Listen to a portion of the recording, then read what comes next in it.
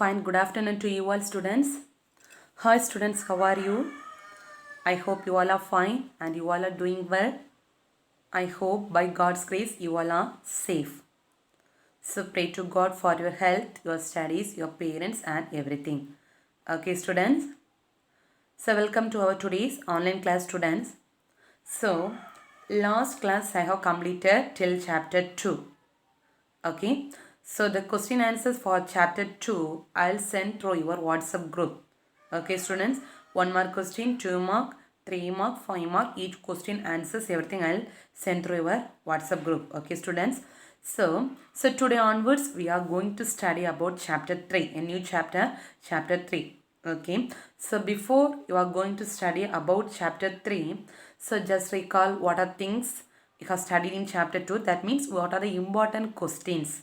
Okay, what are the important questions you need to study in the chapter 2, because chapter, why I am repeating this one means chapter 1, 2, 3 and 4. Chapter 1, 2, 3 and 4. 4 chapters are very small chapters. Okay, so among these first 4 chapters you can expect 2 mark questions, 1 3 mark question, 1 or 2, maybe 2 3 mark questions and 1 5 mark question. It's sure. So how many marks you can able to score? Just calculate 2 mark questions. 4 mark, 3 mark question, 6 mark, 10 mark, then 1 5 mark question, 15 mark, plus 2 1 word, 17 marks you can score from this first 4 chapter. And also very easy chapter if you are studying daily portions means, so this only first onwards I am repeating. Please study daily portions. Only 3, maximum 3 questions I'll take. Okay, if you are studying daily portion mean, surely I am telling you can score 100 or 70 marks in your computer subject. Okay student, so once more I am telling what are the important questions you need to study in the second chapter, because today onwards I am going to take third chapter. Okay, third chapter is a very small chapter. Okay, so second chapter, listen one more. So once more you can note it down the question answers. Already I thought you might have written all the things in your notebook, isn't it students? So once more you note it down. What are the question? Define ADT. Okay, 2 mark question. Define abstraction, book inside, 2 mark question. Okay, then define constructor and selector, 3 mark question. Differentiate constructor and selector. So define constructor and selector, differentiate constructor and selector, both have the same answer. Then wishful thinking, which strategies used to design programming technique? That is wishful thinking, 2 mark question. Book back, 2 mark question. Then define list. Okay, then define tuple, then define pair. Define list, define tuple, define pair. Understood? Then what's the difference between list and tuple? This and all 2 mark questions. Understood students? Okay, 2 mark and 3 mark over. Then 5 mark question. Come to 5 mark question.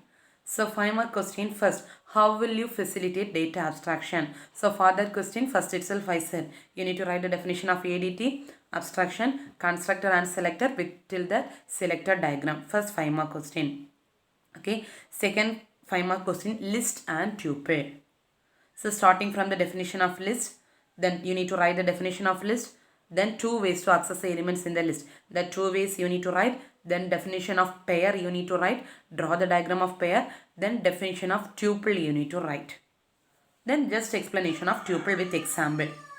Till that second detailed question. This and all book back questions. Okay. Then third detailed question. How will you access multiple item? So yesterday I took one question answer, no, multiple item with the diagram box, class, person. Yes, that question from starting to till that ending diagram. Understood? So these are the important questions. Only this much of questions are there in that chapter. Okay student. So please study thorough in this chapter. Tomorrow I have, not tomorrow, sorry students, today I have interactive session class, isn't it? So in that interactive session class I'll ask question from that chapter. So study well and come for the interactive session class. If you have any doubt means you asked in the interactive session class also. Okay students, so welcome to our today's online class students. So today we are going to study about chapter 3. Okay, so what's the title of our chapter? New chapter means scoping. Okay, scoping. This and all already has studied thorough in 11th standard itself. Are you remembering about scope? What do you mean by scope? Scope is the accessibility of variables. That means which part of the program you need to see the variable. Are you remembering? What are the types of scope you have studied? Local scope, global scope, then a function scope, variable scope, enclosed scope, etc. Same thing only you are going to study here also. Same thing. Okay. So listen, in this first three line, not for first three line, first 2 points, okay, is the definition of scope. Very, very important 2-mark question. Okay, define scope. First 2 points. Very, very important 2-mark question. So define, listen. So what's the definition of scope? So last year we have studied what's to say the definition of scope. It refers to the visibility of variables in the program. So what are things you might have used? You might have know about, isn't it? Variables. You know about what do you mean by variables? A, B, C, etc. Then parameters. What do you mean by parameters? A equal to 5, B equal to 6. This and all we can call as parameter. And functions. What do you mean by functions? Void read data of or void display of. This and all we can call as what? Functions. Okay, so what do you mean by scope means? So it refers to the visibility. Visibility of what are things? Variables, parameters and functions. That is important point.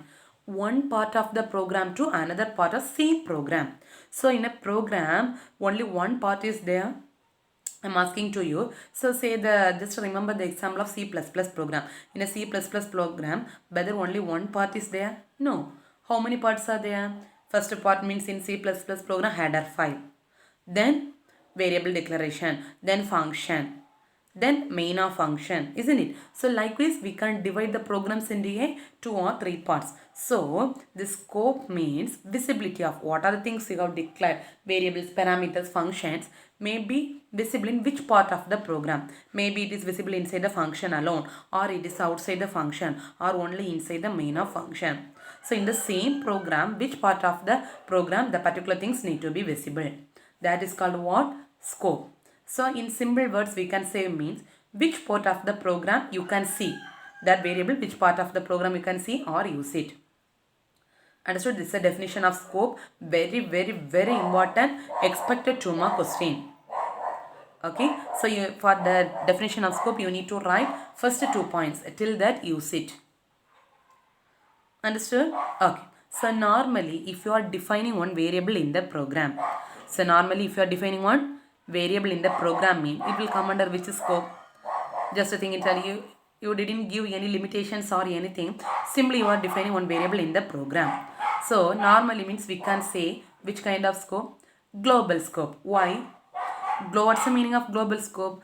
Global means each and every part of the program, anywhere you can able to access, or all the parts of the program you can able to access. That is called what? Global scope. Isn't it? So once you are defining a variable inside the program means we can see what? Global scope. But it's not useful to define the variable in global scope. Only some you have defined, for example, you have defined 5 variables. Okay. Among that, only one variable only you need to access all the parts of the program. Remaining 4 variables only you need to access inside the function. So what's the use of defining variable as a global scope, all the 5 variables? No, isn't it? So you need to limit the scope of the variable. Maybe inside the function or outside the function, etc. So for that you are giving what? Scope function. Understood? So in this slide you have studied the definition of scope and also why you are giving the scope thing. Understood? First one is variable scope. Okay. So what do you mean by variables? For example, a equal to 5. So a equal to 5 means which is a variable there? A is the variable. Isn't it? So what's the use of variable? This is very, very important 2-mark question. Book inside 2-mark question. Define variables. Okay. So for that you need to write the first 2 point. Okay. Define variable means you need to write first 2 point. So listen, what's the definition mean? Variables are really addresses to an object in a memory. For example, in a program you are defining 3 variables. A equal to 5, B equal to 10, C equal to 15. Okay, so immediately if you are assigning these 3 variables, so it will stored in where? In the memory. So in the memory each and everything have memory addresses. Isn't it? So this variables we can say the value of, for example, a equal to 5 means, so how you will identify this as this value as of 5? The variable a has the value 5, isn't it? So for that value 5, it will give some address. That's the a. Understood? So variables are the addresses or pointers to an object in the memory. So each and everything you are going to store in the memory, isn't it? So the variables only, it will give the addresses or references to point object in the memory. Okay, so for example a equal to 5, I said no. So on example a equal to 5, what's the meaning of a equal to 5? Value of a equal becomes 5. So if you need to assign some value, the value only we are calling as an object. Okay, so if you need to assign some object to the variable mean, you should use one symbol. Okay, in first chapter itself you have studied. So if you need to bind or assign some value to the variable means, you should use one symbol. What's the symbol? Means colon equal to. Okay, what's the symbol? Colon equal to. Okay, so that symbol we can call as a binding or mapping. Okay, listen, what's the use of the symbol mean? Are you remembering in the first chapter you have studied one question? X colon equal to 78. What's the meaning? You are binding the variable, you are binding the value 78 to the variable X. Same thing only. So what's the use of that symbol? You are binding the variable to the object. Isn't it? First chapter you have studied only one variable. For example, a colon equal to 5 means what's the meaning? You are binding the value 5 to the variable a. But at the same time, you can also able to bind multiple variables. At the same time, you can also able to bind multiple variables. That's the third point. See, multiple variables you can able to bind at the same instant, at the same time. Okay, listen, in this line, first 2 point, variables are really addresses to an object in memory when you assign a variable with colon equal to an instance of an object. These 2 points you need to write for the definition of variables. That 2 points the definition of variables. Understood? Then come to the last point. Define mapping. Very, very important question here.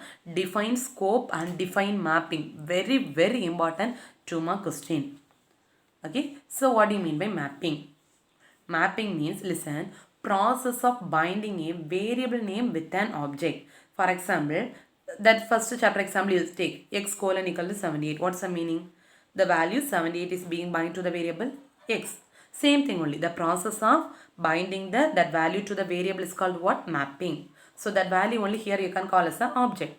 So what's the definition of mapping you say? The process of binding a variable name with an object is called what? Mapping.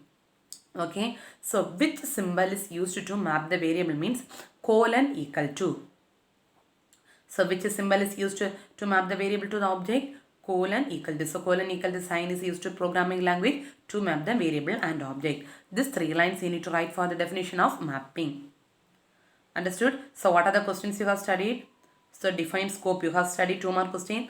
Then define variables you have studied, that first 2 points you have studied, that is 2-mark question. Then define mapping, that is another one 2-mark question. So 3 2-mark questions you have studied. These 3 2-mark questions are very, very important. Okay. Next 2-mark question you are going to study about namespaces. This is a 4th 2-mark question.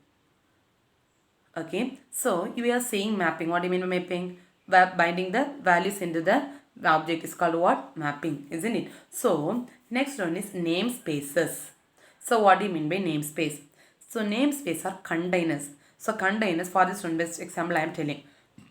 So take your class, 25 students are there. Okay. So 25 students means how many roll numbers will be there? 25 roll number, isn't it? That is roll number 1 to till 25. How many names will be there? 1 to 25. 25 names is there. Just imagine you are storing all the roll numbers in a one bottle. Just a piece of paper or arranged in a table or anything. You are storing all the roll numbers in one bottle as a order, just like a column. 1, 2, 3, 4, 5. Like 25. So we can call the name that bottle. So that bottle only we are calling as a container. Okay. So that container, first roll number, container, bottle we can name as a roll number. Then take another one bottle. So in that bottle you are writing all the 25 names. Okay. All the 25 names, and that bottle or container you are naming as a name. So how many containers are here? 2. What are they? Roll numbers and what? Name. So 2 containers. Okay, so these two containers only we are calling as a namespaces. Now you are going to map these two things. What are the things? Roll number and name. How you will map? Roll number 1, that is number 1 is mapped to the first roll number name. Number 2 is mapped to the second roll number name. Number 3 is mapped to the third roll number name. Now understood what I mean by namespace? Now read the definition. Namespaces are the containers for mapping names of variable to object. You are mapping the names of the variables to the object. Understood? So namespace, this is another one important, very important 2-mark question. So define namespace. What do you need to write? Namespace are the containers for mapping names of variable to object. Okay, then you can also add one more point. Okay, that last point. See, one example they have given. So dictionaries. So you might know about dictionaries. So how you will map? Dictionary contain lot of words and their meaning. For example, single word itself they have given 5 or 10 meanings. So you are reading one sentence. So for that sentence, which meaning is exactly match for that word? So that only you will take, isn't it? So that only they have given as example. So dictionary contains lot of list of words and meanings. So the words based on your wish which is mapped. So that only you will take, isn't it? So names are mapped with the object. So always the names are to be mapped with the object using which is symbol colon equal to. Understood? Okay, up to this enough I think it's so, because you have studied 4 2-mark questions. What are the 4 2-mark questions? Once more you say. Define scope. Then define variable. Then define mapping. Define namespace. Okay, very important 2-mark question. Among these 4 questions you can expect 1 question for your annual exam. Understood, students? Among these 4 questions you can expect 1 2-mark question for your annual exam. So please, after completion of this session, note it down all these 2-mark questions in your notebook and study. Don't waste time. This is the precious time you got it. So at last you will think at last you can study altogether. It's very tough. So please now itself study. Thank you, students. Remaining you can continue in the next class. Thank you.